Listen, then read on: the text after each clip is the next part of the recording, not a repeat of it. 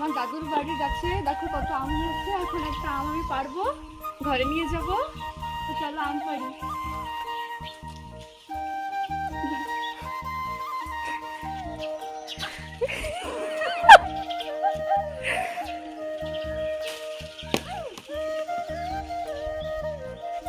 এই আমগুলো দিয়ে আচার বানাবে আর যতগুলো আছে। হয়ে যাবে না? হয়ে যাবে।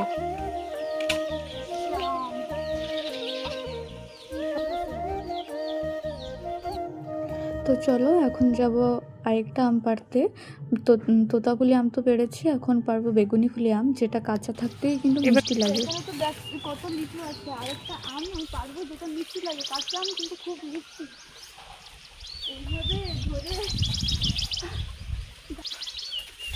এইভাবে ধরে আম তোলার যে কি মজা। এই দেখো পাকার পরে আমগুলো খেতে সেই স্বাদ হবে। তা চলো।